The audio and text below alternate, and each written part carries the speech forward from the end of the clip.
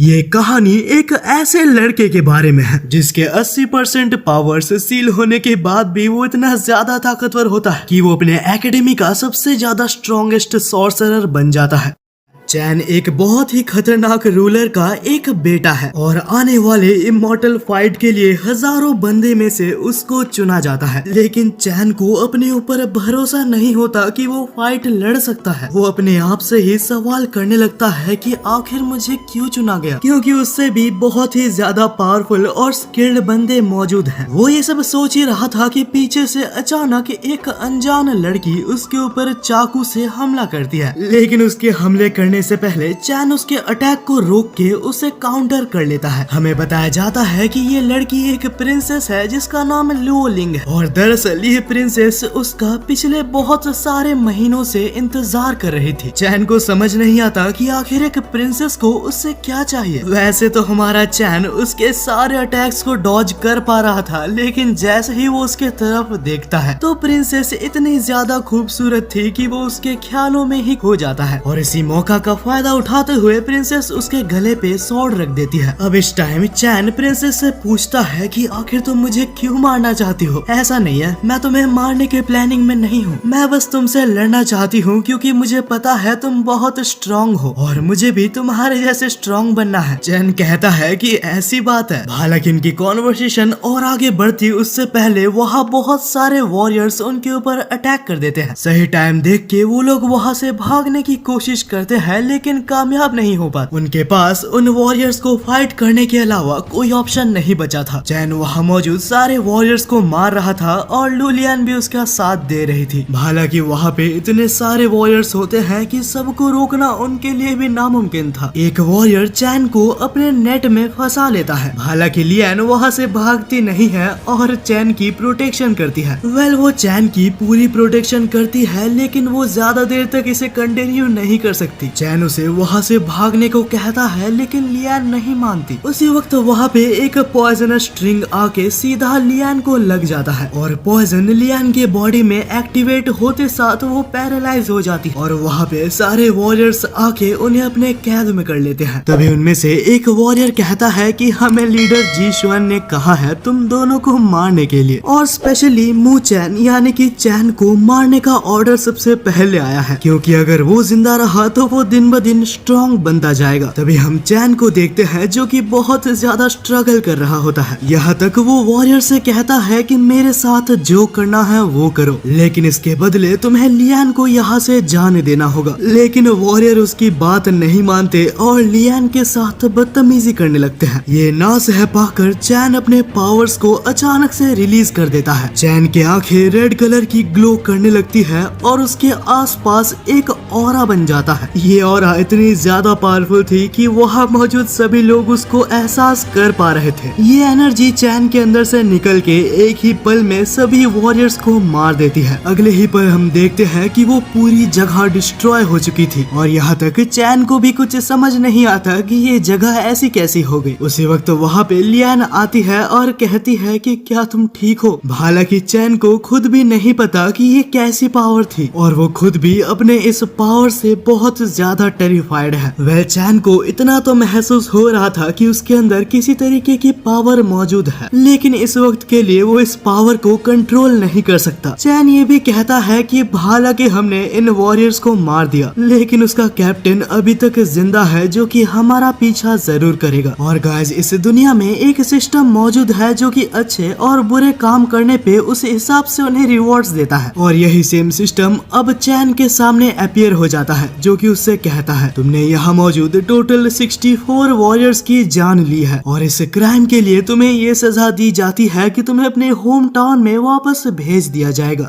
चैन के पास कोई ऑप्शन नहीं होता और उसे मान के अपने होम टाउन में जाना पड़ता है। जाते वक्त वो लियन को बाय कह के वहाँ से चला जाता है। लियन कहती है कि चिंता मत करो, मैं तुम्हारा इंतजार करूंगी। अगले सीन में हम चैन को देखते हैं जो कि अपने होम टाउन म्यूक लैंड में आ चुका था। वहाँ आने के बाद ही वो अपना ट्रेनिंग चालू कर देता है उस अननोन पावर को कंट्रोल करने के लिए। पहले 1000 ट्राइज में वो अपने पावर को थोड़ा सा भी कंट्रोल नहीं कर पाता, लेकिन ओवर एंड ओवर प्रैक्टिस करने के बाद चैन अपने पावर्स को थोड़ा थोड़ा कंट्रोल करने लगता है। और चैन ने अपने आप से भी प्रॉमिस किया है कि इस पावर को कंट्रोल करके वो लियान के पास वापस जाएगा। उसी वक्त चैन वहाँ पे एक छोटा सा बॉक्स देखता है जो चमक रहा था। तब उसे याद आता है कि ये वही फॉरबिडन स्पेल है जो कि उसके मदर उसके मरने से पहले उसके लिए छोड़ के गई थी। यहाँ से सीन चेंज होता है और हम एक और पैलेस में देखते हैं जो पैलेस लीडर मू फैंग का था। तभी मू फैंग के पास उसका राइट हैंड मैन आके उसको एक न्यूज देता है। लियू जिंग जो कि नॉर्दर्न लैंड का किंग था, उसकी डेथ हो चुकी है और इस वक्त उसके बेटे ने उसके सीट के ऊपर कब्जा कर लिया है। उसी वक्त वहाँ पे एक और कमांडर आके उसे एक और बहुत ही बड़ी न्यूज देता है। वो कहता है कि नॉर्दर्न लैंड में अचानक से बहुत ज्यादा स्पिरिचुअल एनर्जी मिल रही है। इसका एक ही मतलब हो सकता है कि लेजेंडरी बर्ड ग्यू अभी आजाद होने वाला है। ये सुनकर लीडर बहुत ज्यादा चौकन्ना हो जाता है क्योंकि वो बर्ड बहुत ज्यादा खतरनाक है। तब मू फैंग उसके राइट हैंड मैन को कहता है कि जल्द से जल्द उसके लोकेशन का पता लगाओ। हालांकि उसके राइट हैंड मैन को बहुत ज्यादा फिक्र हो रही होती है क्योंकि अगर नॉर्दर्न लैंड के लीडर ने द लेजेंडरी बर्ड ग्यू को अपने कब्जे में कर लिया तो वो हम सब के ऊपर बहुत सारे अटैक्स कर सकता है। बाद में हम देखते हैं कि उन दोनों के बीच में चैन के बारे में भी कुछ कॉन्वर्सेशन होती है। मू फैंग कहता है कि चैन जब से वापस आया है तब से उसने अपने आप को ट्रेनिंग सेंटर में कैद करके रखा है और मुझे चिंता इस बात की हो रही है कि वो कोई फॉरबिडन स्पेल के ऊपर काम ना कर रहा हो। तभी उसका राइट हैंड मैन कहता है कि चिंता मत करिए, हमारा प्रिंस चैन इतना ज्यादा बेवकूफ नहीं है। हमें ये भी पता चलता है कि कुछ दिनों में 4 रेल्म्स के बीच में एक फाइट होने वाला है जिसमें चारों रेल्म के चारों प्रिंस फाइट भी करने वाले हैं। यहाँ से सीन चेंज होता है और हम नॉर्दर्न लैंड के प्रिंस लियो को देखते हैं और वो एक सीक्रेट अंडरग्राउंड जगह पे आया था। वो सोचता है कि उसके फादर ने कहा था कि यहाँ पे उसके लिए एक सीक्रेट मौजूद है। उसके सामने एक चमकता हुआ आइकन होता है जिसे पकड़ते साथ ही उसके सामने एक विजन आता है। वो एक फ्लेमिंग बर्ड को देखता है जो कि बहुत ज्यादा खतरनाक और पावरफुल था। उस बर्ड को देखते साथ वो पहचान जाता है कि ये बर्ड और कुछ नहीं द लेजेंडरी बर्ड जियो है। वो अपने आप से प्रॉमिस करता है कि वो लेजेंडरी बर्ड जियो के पावर्स को हासिल करके रहेगा और उस पावर के मदद से वो चारों रेल्म में रूल करेगा और अपने मरे हुए फादर के सपने को पूरा करेगा। यहाँ से सीन चेंज होता है और हम कमांडर लियू को देखते हैं जो कि अपने बेटे और राइट हैंड मैन के पास था। कुछ इम्पोर्टेंट बातें करने के बाद किंग लू अपने बेटे यांग से पूछता है कि आने वाले फाइट के लिए तुम तैयार तो हो ना। कुछ ही दिनों में चारों रेल्म के अंदर एक फाइट कंडक्ट की जाने वाली है जिससे पता लगेगा कि कौन सा रेल्म सबसे सुपीरियर है। किंग लू अपने बेटे यांग से कहता है कि तुम्हें कुछ भी करके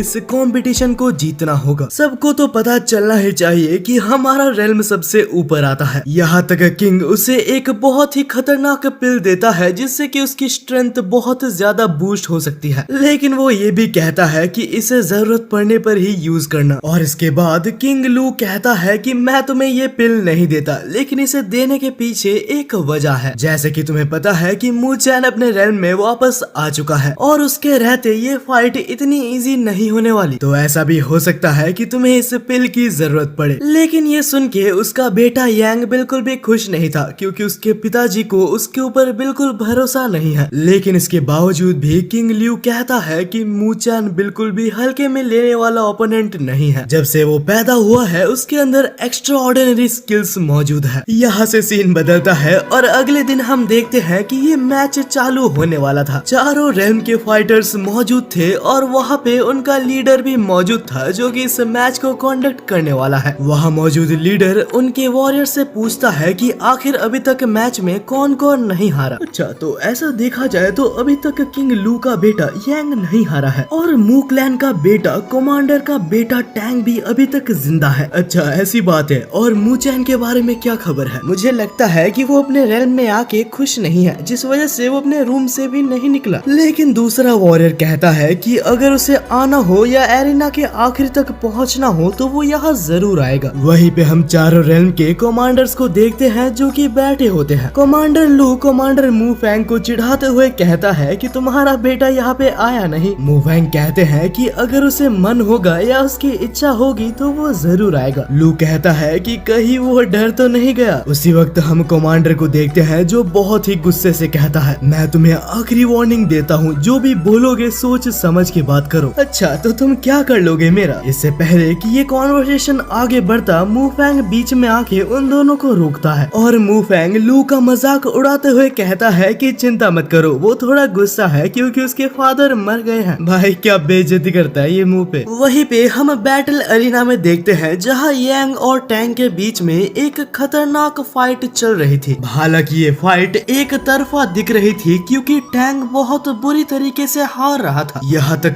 यांग उसका मजाक उड़ा के कहता है कि तुम्हारा हार जाना ही सही होगा। बस उसी वक्त हम देखते हैं कि किंग लू का बड़ा बेटा मुबाई वहाँ पे आ जाता है। उसके आते साथ ही बैटल अरीना की पूरी ऑरा चेंज हो जाती है क्योंकि वहाँ मौजूद हर एक आदमी को मुबाई की पावर लेवल का अंदाजा है। मुबाई अपने फादर के पास जाता है जहाँ उसके फादर कहते हैं कि टैंग इस मैच को बहुत इजीली जीत रहा है। मुझे नहीं लगता कि उसके बारे में चिंता करके हमें कोई स्ट्रेस लेना चाहिए। हालांकि टैंग जितनी बार भी नीचे गिर रहा था वो अपने विल पावर को जुटा के उससे लड़ने के लिए वापस खड़ा होता है। हम देखते हैं कि ये फाइट मू चैन की बहन भी देख रही थी जहाँ एक फैन उसकी बेइज्जती करने के लिए कहता है कि शायद तुम्हारा भाई मू चैन यहाँ नहीं आने वाला। उसकी बहन कहती है कि मुझे पूरा विश्वास है कि वो जल्द ही इस मैच में लौट आएगा। वहीं पे फाइट अभी तक कंटिन्यू हो रही थी जहाँ टैंग अभी भी बहुत बुरी तरीके से पिट रहा था। हालांकि जितनी बार भी वो गिरता वो हर बार खड़े होने की कोशिश करता। यांग इस मैच को जीतने ही वाला था कि टैंग अपने विल पावर से फिर से खड़ा हो जाता है। ये सब देख के यांग को बहुत गुस्सा आता है और उसके मुंह पे एक लात मारने वाला था, लेकिन उसी वक्त वहाँ पे उसके ऊपर पीछे से आके एक पत्थर गिरता है। मू चैन की फैमिली बहुत खुश हो गई थी क्योंकि मू चैन फाइनली वहाँ पे पहुँच चुका था। यहाँ अपना बंदा पूरा ऑरा फार्म करने की कोशिश करता है, लेकिन वहाँ पे यांग अलग ही गुस्सा हुए जा रहा था। वो मू चैन को चैलेंज करते हुए कहता है कि मैं तुम्हें हरा के रहूंगा और फाइनली डायरेक्टर आदेश कर देता है उन दोनों के फाइट के अराइवल के लिए। मू चैन मैदान में आता है और कहता है अगर मैं जीत गया तो मेरी एक शर्त है, टैंग और मुझे भी तुम्हें फाइनल अरीना में लेके जाना होगा। यांग हंसते हुए कहता है कि तुम्हें लगता है तुम मुझे हरा सकते हो। यहाँ तक वहाँ मौजूद सारे ऑडियंस भी मू चैन का मजाक उड़ाते हैं और उन्हें लगता है कि वो बहुत ही वीक होगा। हालांकि नॉर्दर्न लूगलैंड के लोग यान के लिए बहुत ज्यादा चीयर करते हैं। वहीं पे मू चैन की फैमिली बिल्कुल चुप होके मू चैन के फाइटिंग का इंतजार कर रही। वहीं पे एरिना में फाइट चालू हो जाती है जहां यांग फाइट चालू होते साथ ही उसके ऊपर बराज ऑफ अटैक्स चालू कर देता है। वहीं पे मू चैन किसी भी अटैक को डॉज नहीं करता और सारे अटैक्स को अपने हाथों से ब्लॉक करता है। फाइट्स डॉज करते करते वो बिल्कुल अरीना के एंड में आ चुका था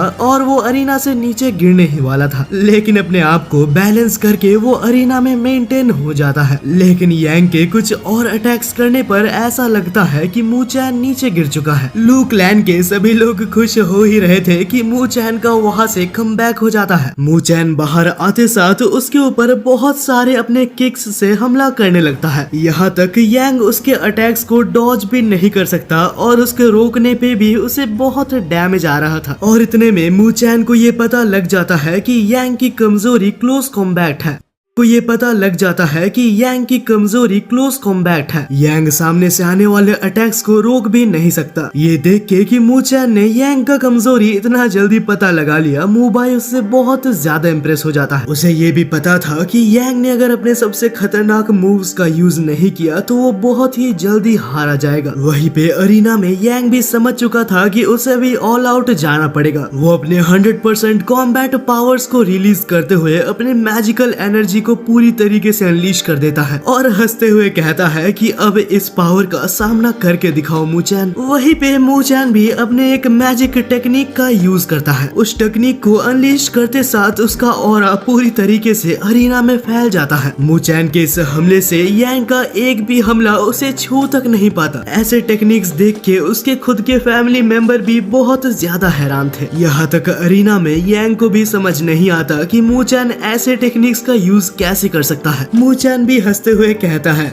मुझे नहीं लगा था कि मेरे मॉम ने मेरे लिए इतना अच्छा फॉरबिडन स्पेल छोड़ा है। यांग को रियलाइज हो जाता है कि मू चैन का लेवल अब उससे बहुत ज्यादा ऊपर है। हालांकि मू चैन कहता है कि मैं अभी भी बहुत कुछ नहीं जानता, मुझे अभी तक बहुत कुछ सीखना है। ये कहते हुए वो यांग के सारे अटैक्स को डॉज करके उसके पीछे आ जाता है और एक मैजिकल फिस्ट पंच के साथ वो उसे हवा में उड़ा के वापस जमीन में ले मारता है। यांग जमीन में गिर चुका था और मू चैन अपना एक फाइनल अटैक करने वाला था। यांग पूरी तरीके से हार मान चुका था कि वो इस फाइट को हार चुका है। हालांकि इससे पहले मू चैन का फिस्ट उसके मुंह पे लग पाता मू चैन रुक जाता है और कहता है कि मुझे तुम्हें हर्ट करने में कोई मजा नहीं आ रहा। हालांकि अब रुकने के बाद भी वो पूरी अरीना और सारे क्लैंस के सामने बहुत बुरी तरीके से हार चुका है। वहीं पे मू चैन की बहन भी खुश होते हुए कहती है कि मैंने तुमसे कहा था ना, मेरा भाई किसी को भी हरा सकता है। हालांकि इस वक्त यांग गुस्से में आके अपने उस डिस्ट्रक्टिव पिल को बाहर निकाल लेता है और वो उस पिल को मू चैन के ऊपर यूज करने ही वाला था कि मू चैन ने उस पिल को नोटिस कर लिया था। वो उस पिल को उसके तरफ पहुंचने से पहले ही रोक लेता है। यांग और मू चैन दोनों ही उस पिल के ऊपर फोर्स लगा रहे होते हैं, जिस वजह से वो पिल बिल्कुल ही फटने वाला था। यांग डर के कहता है कि इसे कंट्रोल करना होगा वरना हम दोनों ही मारे जाएंगे। हालांकि मू चैन को इस बात से फर्क नहीं पड़ता, लेकिन वो उस पिल को अपने तरफ लेके उसे कंट्रोल करने की कोशिश करता है ताकि वो फटे ना। लेकिन कुछ देर कंट्रोल करने के बाद मू चैन से वो पिल और ज्यादा कंट्रोल नहीं हो पाती। उसी वक्त यांग का भाई मूवाई आके चैन की मदद करता है और वो दोनों मिलके उस पिल को डिस्ट्रक्टिव ब्लो से बचा लेते हैं। अभी ये मैच खत्म होने के बाद डायरेक्टर ये सबको बता देते हैं कि मू चैन और टैंग दोनों ही फाइनल एरिना में जा सकते हैं। यहाँ से सीन चेंज होता है और हम लियान को देखते हैं जो कि अपने किंगडम में पहुँचती है। उसके किंगडम में हर जगह पे बहुत ज्यादा तबाही हो गई थी। लियान को पता लग चुका था कि ये सब काम डीमन क्लैन का है। यहाँ तक डीमंस बच्चों को भी नहीं छोड़ते। उसी वक्त लियान वहाँ एक छोटी सी बच्ची को डीमन के अटैक से बचा भी लेती है। वेल ऑलरेडी सारे सिटीजन्स इस शहर से वापस चले गए थे और इस वक्त यहाँ पे शहर की प्रिंसेस यानी कि लियान और उसके ग्रैंडफादर मौजूद होते हैं। हालांकि डीमन आर्मी अभी भी उस शहर में मौजूद थी। डीमन आर्मी का लीडर जिसका नाम शोल होता है वो यहाँ पे प्रिंसेस के तरफ आगे बढ़ता है। बीच में मौजूद दोनों गार्ड्स को वो एक झटके में मार डालता है।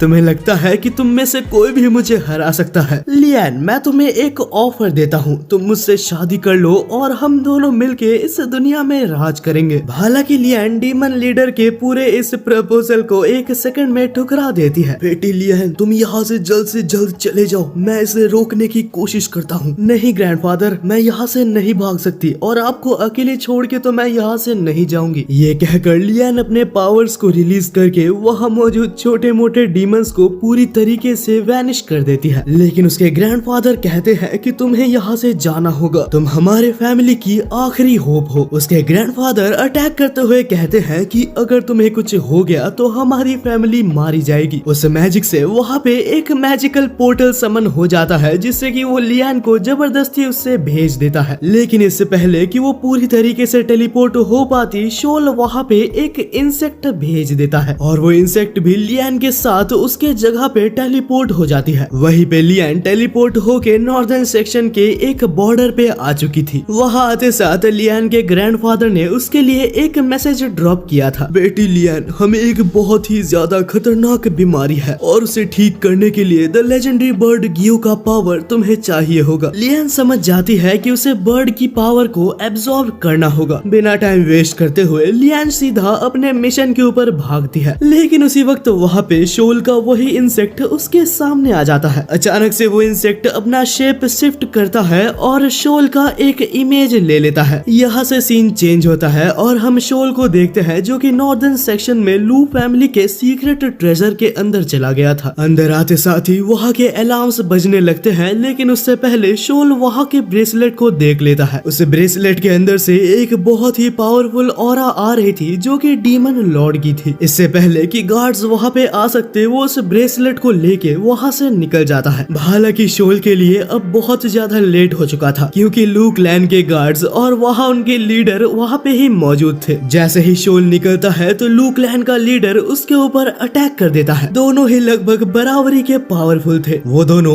आपस में अपने ऑरा को रिलीज करते हैं। शोल को पता था कि वो इस वक्त यहाँ पे फाइट नहीं कर सकता। वो अपने इंसेक्ट्स का यूज करके वहाँ से टेलीपोर्ट हो जाता है। जैसे ही वो यहाँ से निकलता है तो वो खबर सीधा उसके लीडर और मुबाई के पास चली जाती है। लीडर लू कहता है कि हमें जल्द से जल्द उसको पकड़ना होगा और वो ब्रेसलेट हमें वापस लेना होगा। वह टॉपिक चेंज होती है और टॉपिक अब चैन के ऊपर आता है। लीडर लू इस वक्त बहुत गुस्सा हो जाता है। वो कहता है कि मुझे लगा नहीं था चैन इतना पावरफुल होगा। उसने काफी इजीली यांग को हरा दिया और अगर हम उसका कुछ ना करें तो वो कल हमें भी हरा सकता है। इस किंगडम में सिर्फ एक ही पावरफुल रूलर रह सकता है और वो मैं हूँ। इसीलिए उससे पहले मुझे मू चैन के कम्युनिटी से निपटना होगा। यहाँ से सीन चेंज होता है और हमारा सीन चैन के ऊपर आता है, जो कि अपना मस्त कुछ खा रहा होता है और अपने बहन से एक बात करता है। वो कहता है कि मुझे तुम्हारी एक छोटी सी हेल्प चाहिए। एक बहुत ही खतरनाक फॉरबिडन स्पेल का स्क्रोल एक जगह पे रखा हुआ है और मुझे वो चाहिए, जिस वजह से हमें टावर में जाना होगा। पहले तो उसकी बहन ये सुन के बहुत चौंक जाती है क्योंकि ये पावर स्क्रोल बहुत खतरनाक है, लेकिन क्योंकि चैन उससे पहली बार कुछ मांग रहा है तो वो मना नहीं कर पाता। अगले सीन में वो दोनों ही टावर के अंदर एंट्री लेते हैं, जहाँ उसकी बहन वहाँ के गार्ड्स को भटकाती है और चैन बहुत ही आराम से उस टावर के अंदर एंट्री ले लेता है। हालांकि टावर के सीक्रेट स्क्रोल सेक्शन में आते साथ वो सामने मुबाई को देखता है। मुबाई जैसे ही चैन को देखता है तो वो कहता है, क्या तुम कुछ लेने आए हो? वेल, हमारी फाइट बहुत ही जल्दी होने वाली है तो तुम्हें कुछ प्रैक्टिस की जरूरत पड़ सकती है। हालांकि इसके बाद जब चैन अंदर जाने की कोशिश करता है तो वहाँ एक बैरियर आ जाता है, क्योंकि इस जगह पे बस हाई लेवल कल्टीवेटर्स ही अंदर जा सकते हैं और चैन अभी तक बस एक मिड लेवल कल्टीवेटर है। मुबाई ये देख के कहता है कि चिंता मत करो, तुम मुझे बताओ तुम्हें क्या चाहिए, मैं तुम्हें लेके देता हूँ। तब चैन कहता है कि बहुत थैंक यू, मुझे डेथ स्प्रिंग स्क्रोल चाहिए। ये सुनकर मुबाई अलग ही शौक में चला जाता है, क्योंकि ये एक ऐसा स्क्रोल है जो आज तक हिस्ट्री में कोई नहीं खोल पाया। वेल, कुछ भी हो, वो उस स्क्रोल को ले आता है और चैन को पकड़ा देता है। हालांकि वो बोलने वाला था कि इसको खोलना मत, क्योंकि ये एक फॉरबिडन स्पेल है, लेकिन तब तक शायद बहुत लेट हो चुका था क्योंकि चैन ने उसको खोल दिया था। अचानक से चैन उसके अंदर खींचा चला जाता है। चैन इस वक्त एक अलग ही डायमेंशन में पहुंच चुका था, जहां उसके सामने डेथ स्पिनिंग स्क्रोल मौजूद होती है। चैन काफी खुश होता है और वो उसे आगे बढ़ के पकड़ने की कोशिश करता है। हालांकि इससे पहले चैन उसको पकड़ पाता, अचानक से वो स्क्रोल गायब हो जाता है और वहाँ एक गार्डियन आ जाता है। ये स्क्रोल का एक गार्डियन है और अगर चैन अपने आप को इस स्क्रोल के वर्दी साबित कर देता है तो वो इस स्क्रोल को ले जा सकता है, लेकिन अपने आप को वर्दी साबित करने के लिए उसे इस गार्डियन से लड़ना होगा। फाइट चालू होती है और गार्डियन अपने स्वॉर्ड नहीं भाई वॉन्ड की मदद से उसके ऊपर एक अटैक करता है, लेकिन चैन उस अटैक को बहुत ही इजीली डॉज कर लेता है। हालांकि ये देख के कि चैन ने उसके अटैक को डॉज कर लिया, मॉन्स्टर बहुत ज्यादा गुस्सा हो जाता है। वो अपने पावर्स को रिलीज करके अपने वॉन्ड की मदद से कुछ बहुत डेंजरस अटैक्स करता है, लेकिन चैन एक और एक हर एक अटैक्स को बहुत इजीली डॉज कर रहा था। यहाँ तक आखिर में एक काउंटर पंच की मदद से वो मॉन्स्टर को नीचे गिरा देता है। हालांकि इसके नीचे गिरते साथ ही वहाँ मॉन्स्टर्स के अनगिनत क्लोन्स आने लगते हैं। अबे ये क्या है, मैं तो अभी एक मॉन्स्टर को मारा था, इतने सारे कहां से आ गए? चैन उस अटैक को डॉज करके ऊपर जाता है, लेकिन उसका एक क्लोन उसको हिट कर देता है। हालांकि वो एक क्लोन था तो इतना ज्यादा उसको इफेक्ट नहीं आता। चैन क्लोन्स के सारे अटैक्स को फिर से डॉज करना चालू कर देता है, लेकिन अपना बंदा भी इमॉर्टल नहीं है, वो भी एक मॉडल है। टाइम के साथ वो थोड़ा थक जाता है और एक मॉन्स्टर उसको पकड़ लेता है। वो एक अटैक करके चैन को जान से मारने ही वाला था। उसी वक्त चैन बहुत जोर से चिल्लाता है और अपने उस मिस्टीरियस पावर को अनलॉक कर देता है। चैन ने अपने इस फॉर्म को कुछ हद तक मास्टर कर लिया था। एक ही सेकंड के अंदर वो अपने पावर्स की मदद से सारे मॉन्स्टर्स को मार देता है। उस मॉन्स्टर्स के टुकड़े हो जाते हैं, लेकिन यहीं पे ये चीजें खत्म नहीं होती। वो मॉन्स्टर्स फिर से रीजनरेट करके वापस अपने फॉर्म में आ जाते हैं। उसी वक्त चैन की नजर ऊपर जल रहे एक आग की जगह पे जाती है। वो ऊपर जाता है और अटैक्स की मदद से सारे आग को बुझा देता है। आग के जाते साथ ही चैन को पता लग जाता है कि असली मॉन्स्टर की बॉडी कौन सी है। बिना टाइम वेस्ट करते हुए वो अपने पावर से ओरिजिनल बॉडी के ऊपर अटैक करके उसे इस बार मार डालता है। वहीं पे हम मुवाई को देखते हैं, जो कि बहुत दुखी था और सोचता है कि अब तक तो चैन मारा गया होगा, लेकिन उसी वक्त पीछे चैन आ जाता है और कहता है कि थैंक यू इस स्क्रोल के लिए। ये देख के मूवाई अलग ही हैरान हो गया था। उसे समझ नहीं आता कि आखिर चैन ने इस स्क्रोल को पार कैसे कर लिया। सदियों से कोई भी इस स्क्रोल को पार नहीं कर पाया था। उसे अपने फादर की बातें सच लगने लगती है कि क्या सच में चैन हमें सरपास करने वाला है। यहाँ से सीन चेंज होता है जहाँ हम शोल को देखते हैं जो कि एक पेड़ पे था और लू क्लैन के सोल्जर्स ने उसे चारों तरफ से घेर लिया था। ब्रेसलेट में देख के उसे पता लग जाता है कि लू क्लैन को भी लेजेंडरी बर्ड ग्यू का पावर चाहिए। वह शोल वहाँ से फाइट करके निकलना चाहता था लेकिन इस बार वो नहीं निकल पाता और इस फाइट में शोल बहुत इंजर्ड भी हो जाता है। यहाँ से सीन बदलता है और हम अगले दिन देखते हैं जहाँ फाइनल टेस्ट की बारी आ चुकी थी। हम टीचर्स को देखते हैं जिनका कमांड ये था कि वो सभी लोग अपना ग्रुप बना ले। सभी लोग अपना ग्रुप बना लेते हैं लेकिन हम टैंग को देखते हैं जिसे कोई भी अपने ग्रुप में लेना ही नहीं चाहता। शायद इसीलिए क्योंकि वो इससे पहला मैच बहुत बुरी तरीके से हारा था। लेकिन हमारा चैन उसके पास आता है क्योंकि उसे पता है कि टैंग की विल पावर बहुत अच्छी है। उनके टीम में चैन, उसकी बहन, टैंग और एक मोटा सा लड़का था। वो सभी लोग अपने प्रिलिमिनरी टेस्ट देने के लिए आगे बढ़ते हैं। टेस्ट का मेन मोटिव ये था कि वो कितने मॉन्स्टर्स को मार पाते हैं और कितने पॉइंट्स इकट्ठा कर पाते हैं। वहीं पे हम मूवाई की टीम को देखते हैं जो कि एक बहुत खतरनाक गोरिल्लास के ग्रुप के पास होते हैं। उनका प्लान ये था कि वो इन पूरी टीम को मार के बहुत से पॉइंट्स इकट्ठा कर ले। हालांकि पहले मूवाई कहता है कि इनके एरिया में लड़ना बहुत मुश्किल हो सकता है। तब उनके टीम में मौजूद एक लड़की जिसका नाम हॉन्क था वो कहती है कि मेरे पास एक आइडिया है। वो उन गोरिल्लास के ध्यान को भटकाती है और उन मॉन्स्टर्स को अपने पीछे ले जाती है। यहाँ से सीन बदलता है और हम चैन के ग्रुप को देखते हैं जिन्हें एहसास हो जाता है कि उनके तरफ काफी सारे मॉन्स्टर्स मौजूद हैं। वो सभी लोग पैनिक करने लगते हैं और उन्हें लगता है कि आसपास कोई मॉन्स्टर उनके ऊपर अटैक करने वाले हैं। लेकिन चैन इस सिचुएशन को एनालाइज करता है और समझ जाता है कि ये सब मूवाई की टीम का काम है। इतने में ही उनके पास मॉन्स्टर्स पहुंच जाते हैं। मॉन्स्टर्स वहां मौजूद टैंग और बाकी सभी को पकड़ के मारने लगते हैं। अगर उन्होंने कुछ नहीं किया तो वो जल्द ही मारे जाएंगे। यही वजह है कि चैन बीच में आता है और उन सभी मॉन्स्टर्स को काफी इजीली डिफीट कर लेता है। उन मॉन्स्टर्स के मरने के बाद मोबाई और उसका भाई चल के आता है। मुझे नहीं लगा था कि तुम सारे मॉन्स्टर्स को मार पाओगे। मैं बस देखना चाहता था कि तुम कितने पावरफुल हो। अब यहाँ से सीन चेंज होता है जहाँ हम लियान को देखते हैं जो कि फाइनली थोड़ा आगे बढ़ती है। वो अंधेरे फॉरेस्ट में थी ही कि वहाँ पे बहुत सारे डीमंस उसको घेर लेते हैं। वहीं पे हम शोल को देखते हैं जो कि कहता है तो तुमने मेरे इमेज को हरा लिया। हाँ, लियान बहुत गुस्सा होके अपने स्वॉर्ड को निकाल लेती है और वो कहती है कि मेरा पीछा करना बंद करो,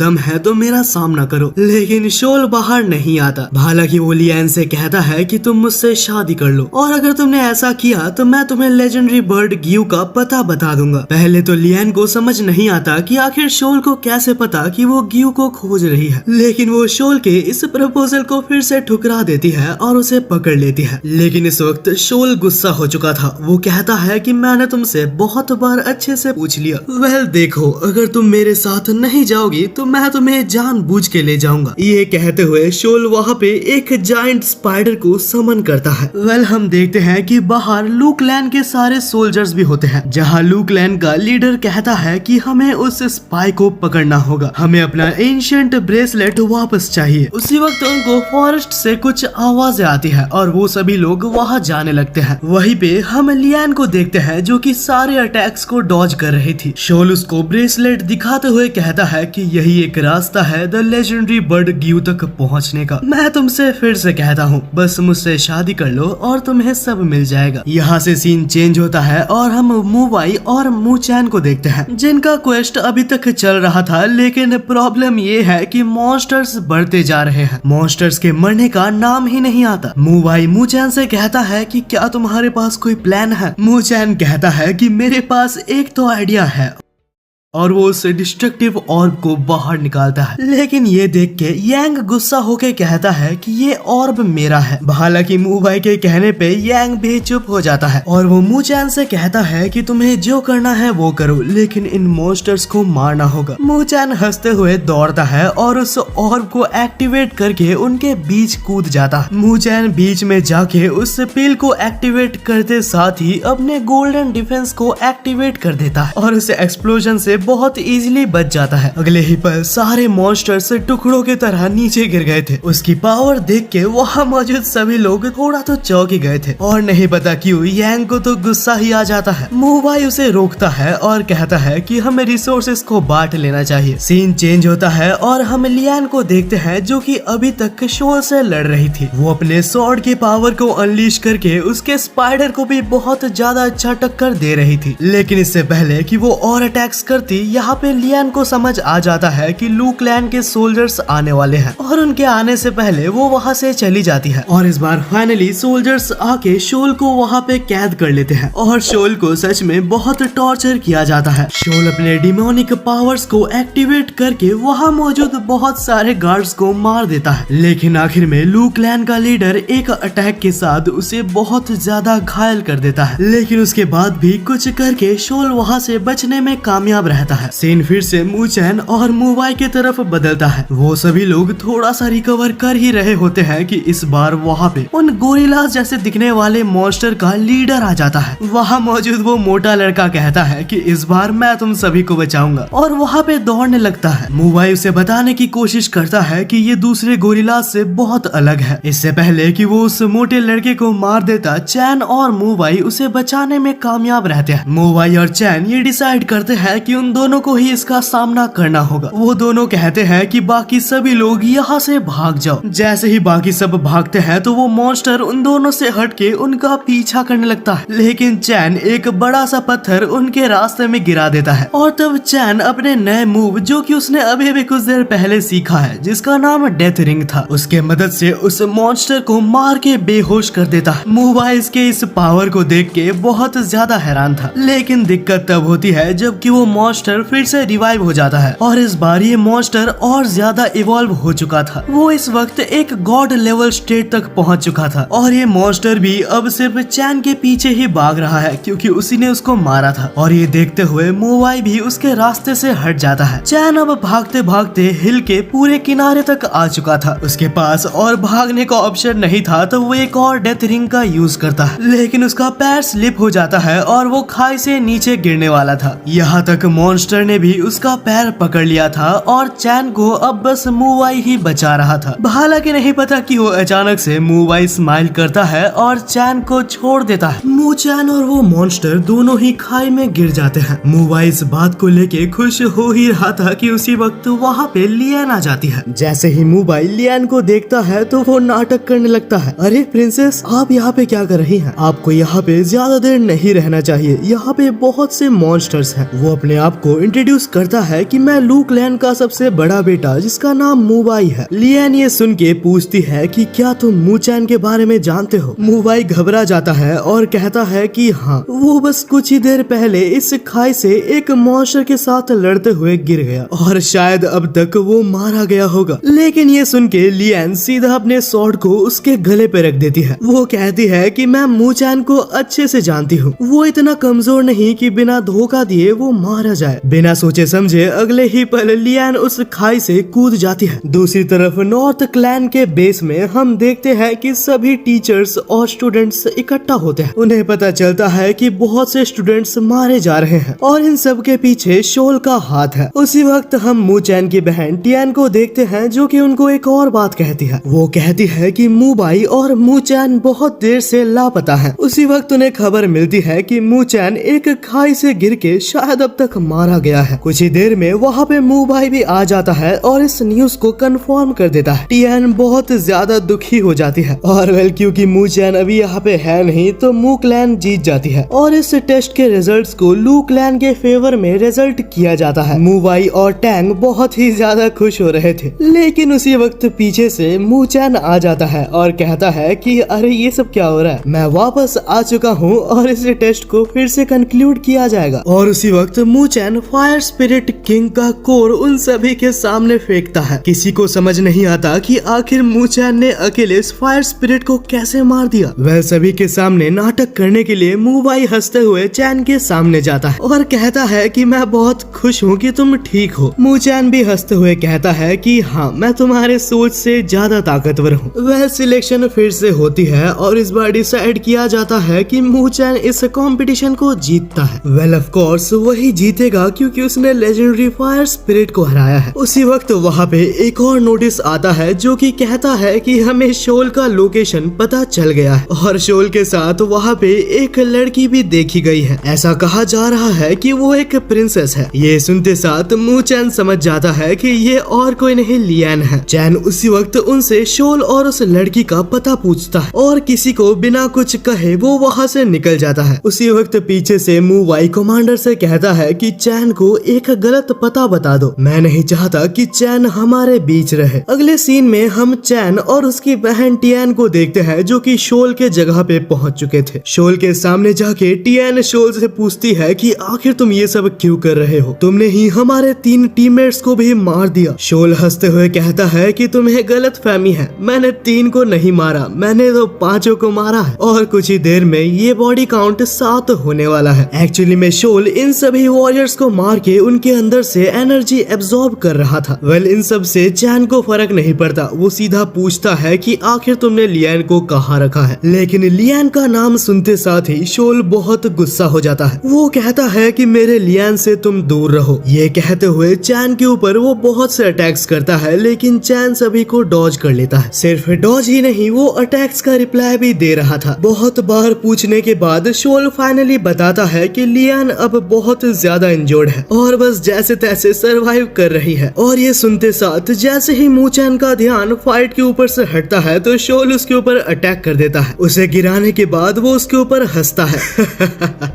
तुम्हें लगता है कि तुम प्रिंसेस के लायक हो, तुम इतने वीक हो कि तुम लियान का नाम भी नहीं ले सकते। चैन जवाब में कहता है कि तुम्हें चिंता करने की जरूरत नहीं, तुम्हें मैं दिखाता हूँ कि पावर क्या होती है। चैन अपनी डेथ रिंग को निकालता है और उन दोनों की ही पावर्स आपस में टकराती है। वो दोनों ही फाइट के फोर्स से पीछे जाके गिरते हैं। हालांकि इस पॉइंट पे चैन भी काफी इंजर्ड था, लेकिन चैन को ये विश्वास नहीं होता कि शोल डेथ रिंग को सह गया। और बस उसी वक्त कहीं से वहाँ पे लियान आ जाती है। वो काफी इंजर्ड भी थी, लेकिन शोल को इस हालत में देख के वो समझ जाती है कि ये किसी और का नहीं चैन का काम है। हालांकि उसी वक्त शोल फिर से अपने पैरों पे खड़ा हो जाता है और वो चैन के ऊपर हमला करने आगे बढ़ता है, लेकिन बीच में टियान आके उसके अटैक को रोकने की कोशिश करती है। हालांकि टियान के अटैक को शोल बहुत ही इजीली रोक लेता है और उसके साथ वो बदतमीजी करने लगता है। शोल की हिम्मत देखो कि वो एक भाई के सामने उसकी बहन के साथ गलत हरकत कर रहा था। मू चैन की पावर गुस्से के वजह से बहुत ज्यादा ओवर कंट्रोल होके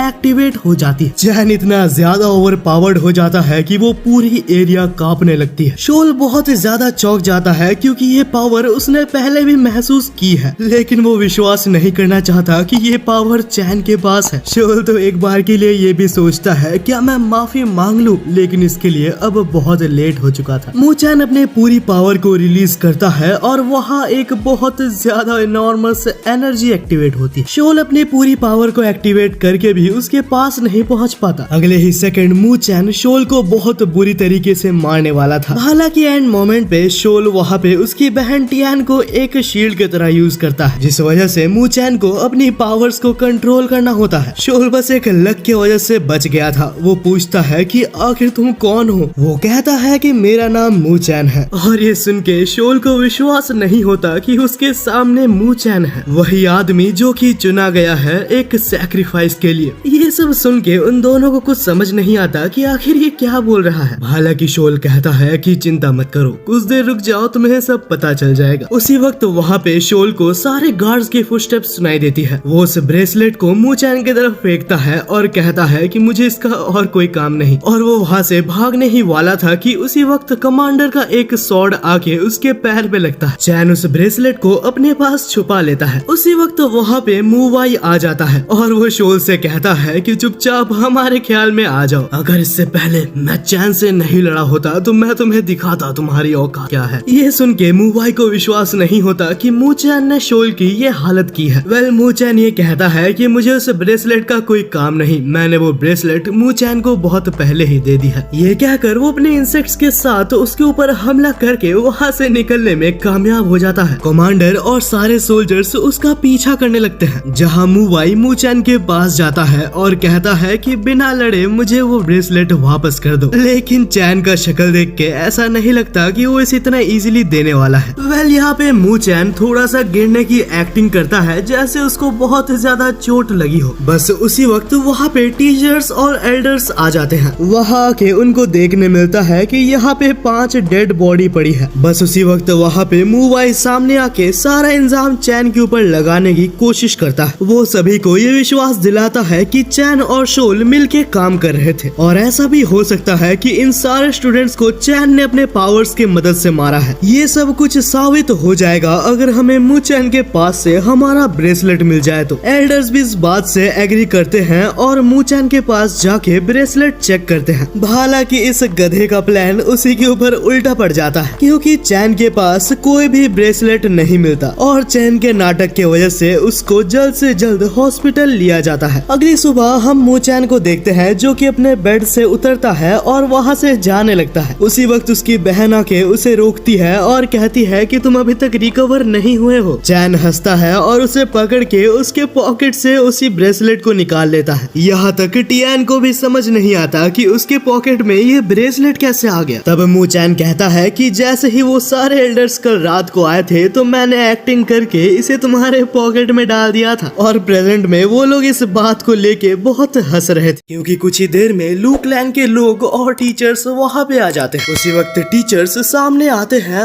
और मु चैन से कहते हैं कि तुम्हारे ऊपर 3 इल्जाम लगे हैं। पहला कि तुमने डेथ रिंग का यूज किया है जो कि एक फॉरबिडन आर्ट स्पेल है। तुम्हारे ऊपर ये इल्जाम भी लगा है कि तुमने 5 स्टूडेंट्स का मर्डर किया है और साथ ही साथ तुम स्पाई शोल के साथ मिलके काम कर रहे हो। वेल मु चैन को उस वक्त कुछ समझ नहीं आता और वो फिर से बेहोश होने का एक्टिंग करता है। बेहोश होने से पहले वो सबसे कहता है कि मैं सब कुछ एक्सप्लेन करूंगा, जो सुन के टीचर से डिसाइड करते हैं कि अभी तक मु चैन पूरी तरीके से रिकवर नहीं हुआ। वेल ये सब देख के मूवाई बहुत ज्यादा गुस्सा हो जाता है क्योंकि उसे पता है कि ये सब नाटक है और वो सोचता है कि इसका बदला वो मु चैन से जरूर लेगा। यहाँ से सीन बदलता है और हम मेडिसिन कैंप में देखते हैं जहाँ मु चैन लेटने का नाटक कर रहा था और उसकी बहन उसके साइड में थी। हालांकि असल में वहाँ मु चैन नहीं एक मोटा सा लड़का होता है क्योंकि मु चैन वहाँ से निकल के बॉर्डर क्रॉस करके नॉर्दर्न सेक्शन में जा चुका था। वो नॉर्दर्न सेक्शन के गलियों में बहुत आराम से घूम रहा था क्योंकि उसे वहाँ कोई भी नहीं जानता। हालांकि कुछ ही देर में वहाँ पे एक अजीब सी हंसी सुनाई देती है। चैन बहुत ज्यादा चौकन्ना हो जाता है क्योंकि उसे पता है ये कोई इजी ओपोनेंट नहीं है। चैन हवा में ही अटैक करता है क्योंकि ओपोनेंट उसके सामने नहीं आ रहा था। जैसे ही ओपोनेंट्स के अटैक टकराते हैं तो वो एक लड़की जो कि सामने आती है वो कहती है कि चिंता मत करो, मुझे तुमसे बस एक छोटी सी चीज चाहिए। इस लड़की का नाम मास्टर याओ होता है जो कि एक लेजेंडरी लेवल की ट्रेनर है और इस लेवल के ट्रेनर्स के पास अपना डोमेन होता है और उस डोमेन में ही अब मु चैन पूरी तरीके से कैद हो चुका था। वो भाग के वहाँ से निकलने की कोशिश तो बहुत बार करता है। उस डोमेन की स्पेशलिटी ये थी कि एक पर्सन जो कि उसके अंदर ट्रैप हुआ है उसका क्लोन हो जाता है और यहाँ तक वो क्लोन रिपेल और काउंटर अटैक्स भी करते हैं। हालांकि उस अटैक को चैन अपने डेथ रिंग से रोकता है और वहाँ से निकलने वाला था, लेकिन उसी वक्त पीछे से उसे लियान की आवाज आती है और वो समझ जाता है कि ये भी एक फेक है। यहाँ से सीन बदलता है और हम बाहर से उस डोमेन को देखते हैं। उसके आसपास बहुत से लोग इकट्ठा हो गए थे क्योंकि उन्हें जल्द से जल्द इसे रोकना होगा। अचानक से वहाँ पे असली लियान आ जाती है जो कि अंदर जाने की कोशिश करती है। उसे समझ आ जाता है कि ये डोमेन मु चैन के लिए ही बनाया गया है। अंदर हम लियान को देखते हैं जो कि धीरे धीरे मु चैन के पास आके उसे सेड्यूस करने की कोशिश करती और वो लगभग मु चैन से वो ब्रेसलेट ले ही ली थी, लेकिन आखिरी टाइम पे मु चैन को पता चल जाता है और उसने इल्यूजन को ब्रेक कर दिया था। चैन हंसते हुए कहता है कि अगर मुझे छूना ही है तो इल्यूजन की जरूरत नहीं, तुम मुझे छू सकती हो। ये कहते हुए चैन उसके ऊपर अटैक करता है लेकिन वो फिर से अपने डोमेन में गायब हो जाती है और इस बार ना जाने कहां से उसके ऊपर अटैक्स गिर रहे थे। अगर ऐसा चलता रहा तो चैन ज्यादा देर तक सरवाइव नहीं कर पाएगा। चैन को समझ आ जाता है कि उसको एक ही स्पेल है जो कि यहाँ से बाहर निकाल सकती है। चैन अपने सबसे powerful technique the golden temple shield का यूज करता है और ये स्पेल इतनी ज्यादा पावरफुल थी कि वो उस बैरियर को तोड़ के बाहर निकलने लगती है। याओ इस स्पेल को देख के बिल्कुल समझ नहीं पाती कि आखिर चैन जैसा एक सॉर्सरर गोल्डन टेम्पल शील्ड नाम के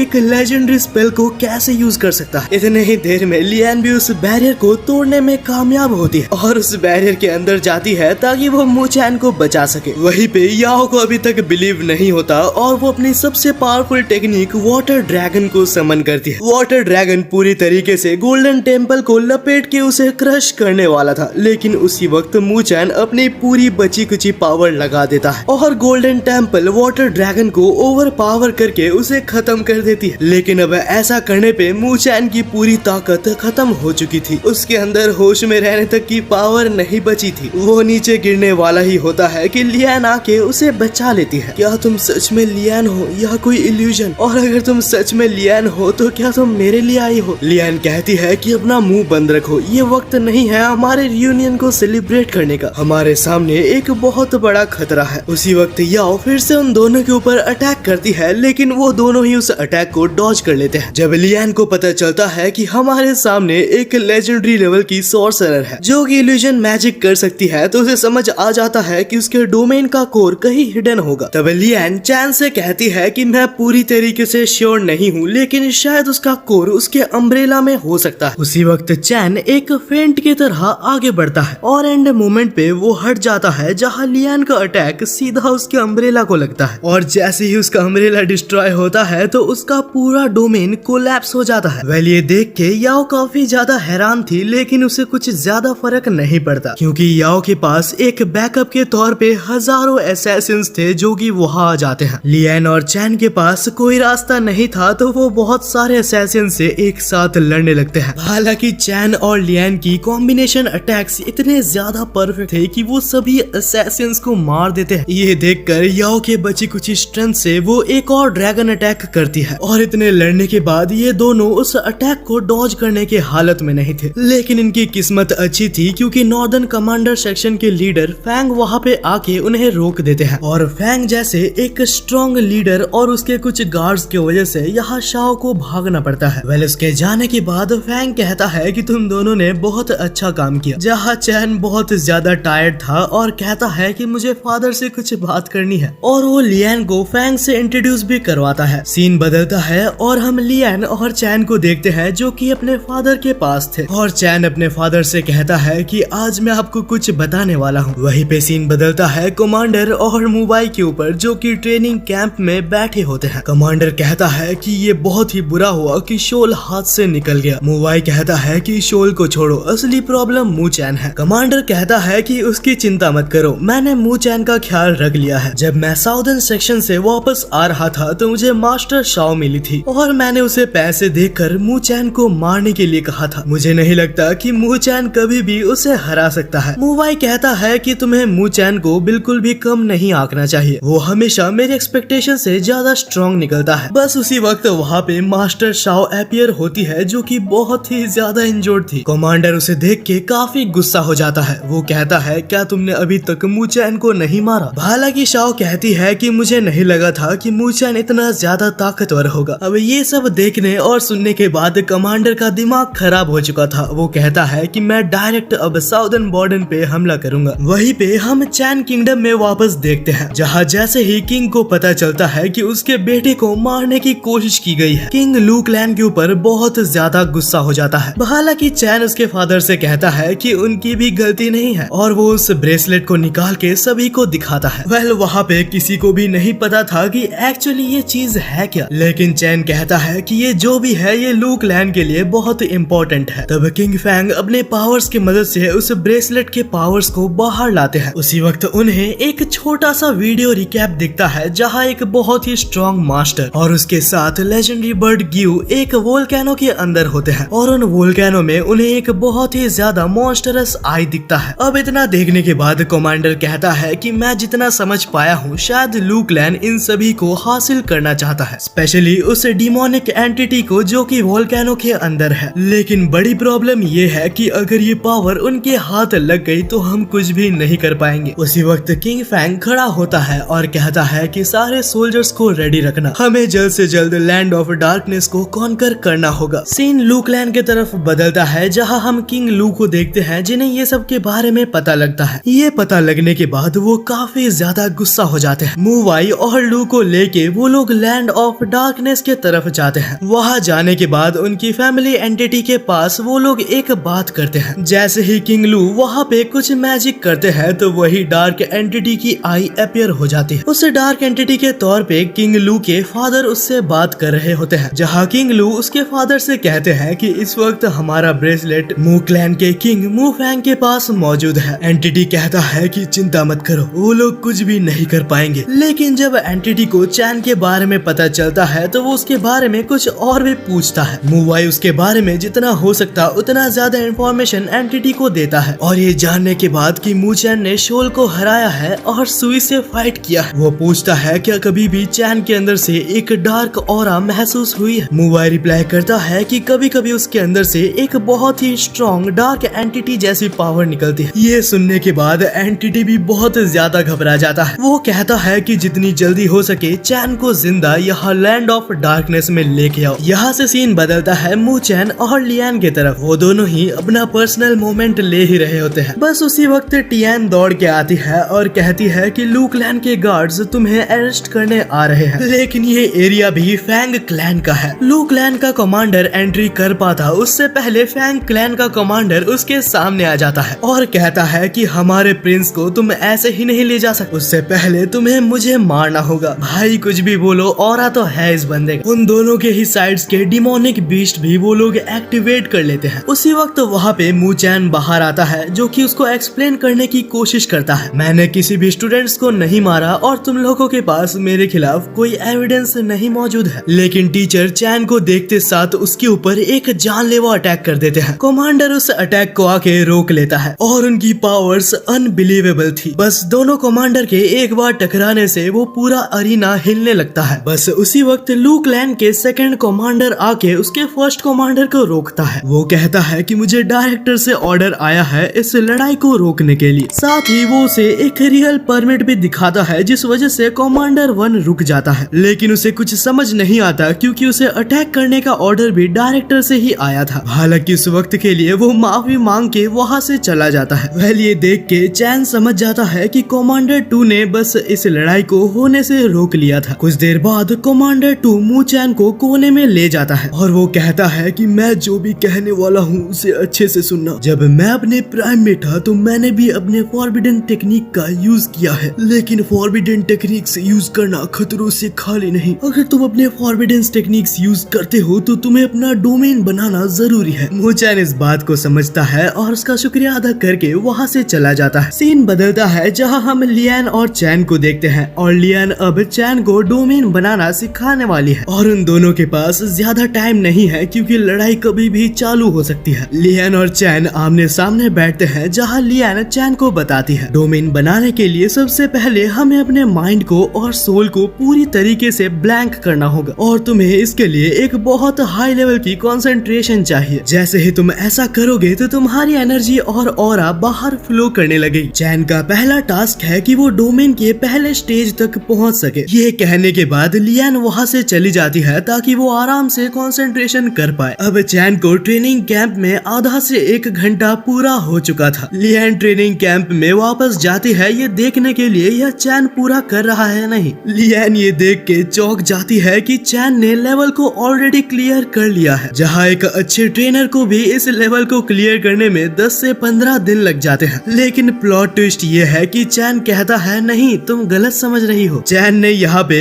एक्चुअली 5 लेवल अनलॉक कर लिए थे। वो अपने माइंड में इस चीज को प्रोसेस कर ही नहीं पाती। हालांकि वहाँ मौजूद सारे लोगों को अब वो बाहर निकालती है और वो सबसे कहती है कि इस वक्त हमें चैन को थोड़ा अकेले छोड़ देना चाहिए ताकि वो इस चीज को आराम से मास्टर कर पाए। लियान पूछती है कि आखिर इसमें कितना देर लग सकता है। वह लियान कहती है कि मुझे अच्छे से नहीं पता, इस चीज को नॉर्मली पूरा करने में सालों लग जाते हैं, लेकिन शायद चैन इसे कुछ घंटों में पूरा कर सकता है। बस उसी वक्त पीछे से चैन गेट खोल के आता है और कहता है कि मेरा काम कंप्लीट हो गया। और ये देख के लियान का दिमाग सच में खराब हो जाता है। इससे उसे इतना पता चल जाता है कि चैन कोई भी एक नॉर्मल पर्सन नहीं हो सकता। यहाँ से सीन फिर से किंग लू के तरफ शिफ्ट होता है जो अपने फादर से एक और चीज पूछता है। वो पूछता है क्या सच में मू चैन के पास डार्क पावर्स मौजूद है। हालांकि उस एंटिटी के तरफ से ये आंसर आता है कि अपना मुंह बंद रख के जो मैंने कहा है वो करो, और एंटिटी को किंग लू भी कुछ नहीं बोल सकता। सीन फिर से बदलता है जहाँ हम फैंग क्लैन के किंग फैंग को देखते हैं। सारे सोल्जर्स पूरी तरीके से रेडी थे और फैंग वहाँ पे एक लेक्चर देता है। वो कहता है कि हम जिस जगह जा रहे हैं वो बिल्कुल भी इजी जगह नहीं है। लैंड ऑफ डार्कनेस स्पेस में पल पल पे खतरा मौजूद है। कमांडर और सब लोग पोर्टल के थ्रू वहाँ पे टेलीपोर्ट कर रहे थे, जहाँ हम चैन और लियान को देखते हैं जो कि आपस में कुछ बात करते हैं। चैन कहता है, मुझे पता चला तुम लेजेंडरी बर्ड ग्यू के पावर्स को हासिल करना चाहती हो और मैं अपनी पूरी कोशिश करूंगा कि मैं तुम्हारी हेल्प कर सकूं, लेकिन क्या तुम मुझे बता सकती हो कि आखिर तुम्हें वो पावर्स क्यों चाहिए? लियान कहती है कि मेरे बॉडी में जो पॉइजन मौजूद है उस पॉइजन को मुझे जल्द से जल्द हटाना होगा ताकि मैं अपने क्लैन को आगे बढ़ा सकूं।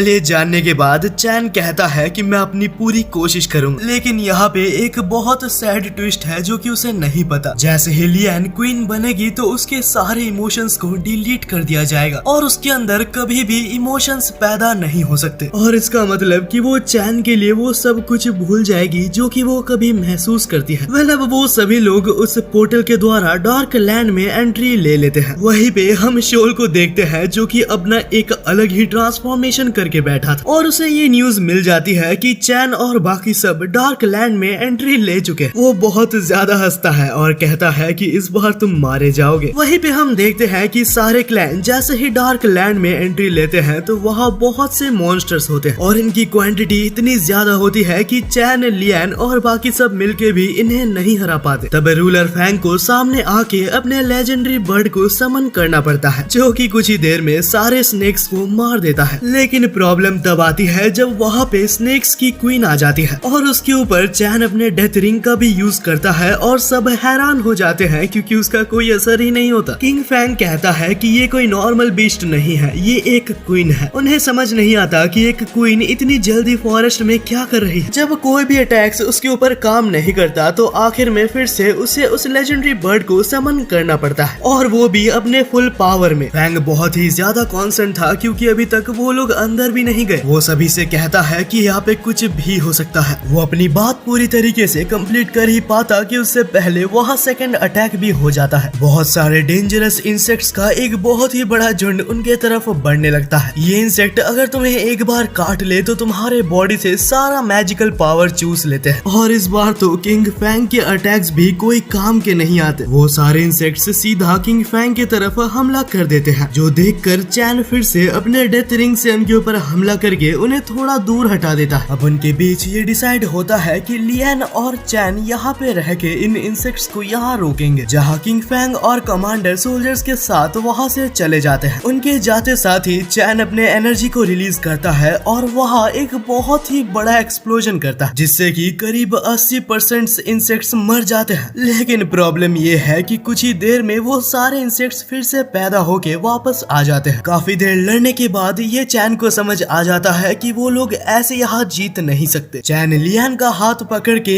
एक घाटी की तरफ भागने लगता है, लेकिन ये देख के चैन को बहुत ही ज्यादा अजीब लगता है कि वो लोग जैसे जैसे घाटी के पास जाते हैं वो इंसेक्ट्स उनसे दूर जाने लगते हैं और ये हिंट से वो समझ जाता है कि उस घाटी के पास और भी ज्यादा खतरा हो सकता है। अगले ही पल चैन नोटिस करता है कि लियान उसके पास नहीं है। चैन बहुत ज्यादा बेचैन होकर लियान को खोजने लगता है। अचानक से जमीन के अंदर से दो हाथ बाहर आके चैन को भी अंदर खींच लेते हैं। अगले ही पल जैसे चैन की आंखें खुलती है तो वो अपने सामने लियान को देखता है। वो कहती है कि हम बाल बाल बचे हैं, हमें एक बूढ़ी औरत ने बचाया है जो कि यहीं पे रहती है। जो सुन के चैन को कुछ समझ नहीं आता क्योंकि डार्क फॉरेस्ट में कोई कैसे रह सकता है। वेल कुछ भी हो, वो वहाँ उठता है और उस बूढ़ी औरत को थैंक्स कहता है और वो उस बूढ़ी औरत से उसका नाम पूछता है, लेकिन वो कहती है कि मेरा नाम जान के कोई भी फायदा नहीं, तुम मुझे ये बताओ कि तुम एक ऐसी जगह पे क्या कर रहे थे। चैन सच तो कह नहीं सकता तो वो एक स्टोरी बना के कहता है। वो कहता है कि हम दोनों शादी करना चाहते थे लेकिन हमारे पेरेंट्स नहीं मान तो हम भाग के यहाँ पे आ गए। लेकिन वो बूढ़ी औरत एक पल ना गवाते हुए समझ जाती है कि ये लोग झूठ कह रहे हैं। वो कहती है कि तुम मुझसे झूठ नहीं कह सकते। हालात को देखते हुए चैन को समझ आ जाता है कि ये कोई नॉर्मल बूढ़ी औरत नहीं है और अपना दिमाग लगाने पे उसे पता चल जाता है कि ये और कोई नहीं वही पुरानी एंशिएंट इंसेक्ट मास्टर है जिसके बारे में हमने उसे ब्रेसलेट के विजन में देखा था। हमें ये भी पता चलता है कि चैन के पास जो ब्रेसलेट था वो इस वक्त बूढ़ी औरत के पास मौजूद है। चैन को तो पता भी नहीं चलता कि उसके पास से ये ब्रेसलेट जा चुका है। तब वो बूढ़ी औरत कहती है कि एक्चुअली में ये ब्रेसलेट मेरा है और जिसके पास से तुमने ये लिया है यानी कि लू क्लैन उसके हेड ने मेरे से ये चुरा लिया था। तब चैन पूरी बात समझाता है कि शोल ने इस ब्रेसलेट को लू क्लैन से चुराया था और जब वो पकड़े जाने वाला था तो उसने ये ब्रेसलेट मेरी तरफ फेंक दिया था। तब बूढ़ी औरत पूरे सिचुएशन को समझ जाती है और कहती है कि तुम्हारा क्लैन यहाँ डार्क पावर को हासिल करने आया है। वेल, इस बारे में चैन को कुछ भी नहीं पता तो वो कहता है कि मुझे कोई आइडिया नहीं है। जैसे ही चैन उस पावर के बारे में कुछ पूछता है तो वो बहुत ज्यादा डर जाती है। वो कहती है कि मुझे उसके बारे में कुछ भी मत पूछा करो। लेकिन लियान कहती है कि हम किसी पावर के लिए नहीं, लेजेंडरी बर्ड ग्यू के लिए आए हैं। बूढ़ी औरत हंसती है और कहती है कि अगर तुम बस उसके लिए आए हो तो तुम गलत जगह पे हो। बहुत ही जल्दी इस दुनिया के ऊपर एक ऐसा संकट आने वाला है जिसे रोकना नामुमकिन है। वेल, चैन बहुत ही पोलाइटली कहता है कि मुझे अब भी समझ नहीं आया, हम तो यहाँ लू क्लैन को हराने आए हैं। बूढ़ी औरत डिसाइड करती है कि वो अच्छे से एक्सप्लेन करेगी। वो कहती है कि लू क्लैन का हेड, जो कि इस वक्त जिंदा नहीं बल्कि एक एंटिटी है, वो एक बहुत ही ज्यादा डरपोक किंग था। जब उसने एक टेरिफाइंग एंटिटी के पावर को देखा तो वो इतना ज्यादा डर गया कि उसने मुझे अकेला छोड़ दिया। उस अनबिलीवेबल पावर को लेजेंडरी मास्टर ग्यू प्रोटेक्ट कर रहा था और जब ग्यू भी इस काम को नहीं कर पाता तो आखिरी में वो इस एंटिटी के साथ मर्ज होने वाला था, जिसे कि हमें कुछ भी करके रोकना था, क्योंकि अगर ऐसा हो जाता तो दुनिया कभी भी खत्म हो सकती थी। लेकिन जब हम ऐसा नहीं कर पाए और प्लान फेल हो गया तो हम सभी लोग वहां से भाग रहे थे। लेकिन लू क्लैन के हेड ने मुझे धोखा दे दिया। वो मेरा सैक्रिफाइस दे के वहां से खुद सेफ निकल गया था, लेकिन बाद में उसे उसका नतीजा मिल गया तो मुझे बिल्कुल भी दुख नहीं है। आखिर में वो कहती है कि अगर तुम दोनों को जिंदा रहना है तो जितनी जल्द हो सके उतनी जल्द यहाँ से भाग जाओ, और अगर तुम्हें कहीं भी शोल रास्ते में दिखता है तो उसे कहना कि उसे अभी लड़ने की जरूरत नहीं। लू क्लैन से मेरा बदला पूरा हो चुका है। हमें पता चलता है कि ये इंसेक्ट मास्टर ही शोल की टीचर थी और शोल एक्चुअली में इसका एक स्टूडेंट है। वेल गाइस, अब ये एनिमे का आधा पार्ट खत्म हो चुका है, इसके और 6 एपिसोड्स बाकी है। ये एनिमे सच में यार मेरे को बहुत ही ज्यादा इंटरेस्टिंग लग रहा है और मैं भी आपके लिए इसका सेकंड पार्ट लाना चाहता हूँ। बस इसके लिए आप इस वीडियो को जरूर से लाइक कर देना और 350 कमेंट्स का एक छोटा सा टारगेट है जो कि आपको पूरा करना है। आप ये बता सकते हैं कि आपको ये एनिमे आउट ऑफ 10 कैसा लगा। मैं तो इस एनिमे को 9/10 की रेटिंग देने वाला हूँ और आपको पता है कि बहुत ही कम जन ने हमारे चैनल को सब्सक्राइब किया है। एक घंटे की वीडियो को बनाने के लिए मुझे बहुत सारे दिन लगते हैं। मुझे बहुत अच्छा लगेगा अगर आप मुझे अपना छोटा भाई मान के सब्सक्राइब कर दे तो। तब तक के लिए मिलते हैं एक और नए वीडियो में।